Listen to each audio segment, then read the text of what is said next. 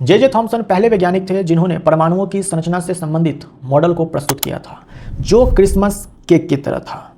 Christmas cake की तरह था।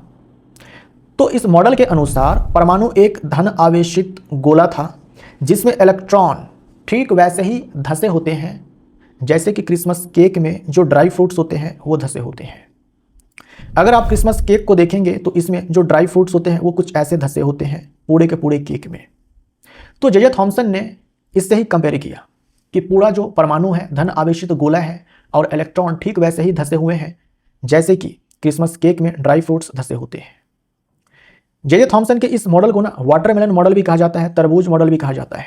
जैसे तरबूज में लाल खाने वाला भाग होता है, पूरे तरबूज में लाल खाने वाला भाग बिखरा होता है, ठीक वैसे ही जो परमाणु है उसमें पूरा धन आवेश जो है बिखरा होता है। जैसे तरबूज में जो तरबूज के बीज होते हैं वो धसे होते हैं, ठीक वैसे ही जो धन आवेशित गोला होता है परमाणु का उसमें इलेक्ट्रॉन धसे होते हैं। इलेक्ट्रॉन धन आवेशित गोले में तरबूज के बीज की भांति धसे होते हैं। तो अपने मॉडल में जे थॉमसन ने क्या प्रस्तावित किया कि परमाणु धन आवेशित गोले का बना होता है, परमाणु धन आवेशित गोले का बना होता है, इलेक्ट्रॉन उसमें धसे होते हैं। यानी पूरा का पूरा जो परमाणु है वो धन आवेशित गोला है और इलेक्ट्रॉन उसमें धसे हुए हैं। जे थॉमसन ने यह भी प्रस्तावित किया कि जो ऋणात्मक और धनात्मक आवेश होते हैं वो परिमाण में समान होते हैं, परिमाण में समान होते हैं, इसलिए परमाणु वैद्युत रूप से उदासीन होते हैं, इलेक्ट्रिकली न्यूट्रल होते हैं।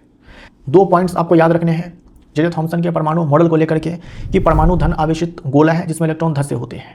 उसके बाद आपको याद रखना है धनात्मक आवेश और ऋणात्मक आवेश ये परिमाण में एक समान होते हैं, जिसके कारण पूरा का पूरा परमाणु वैद्युत रूप से उदासीन होते हैं, इलेक्ट्रिकली न्यूट्रल होते हैं। तो जे थॉमसन का ये जो अपना मॉडल था ये तो फेल हो जाता है, लेकिन ये बात सही साबित हो जाती है कि जो एटम्स होते हैं वो इलेक्ट्रिकली न्यूट्रल होते हैं।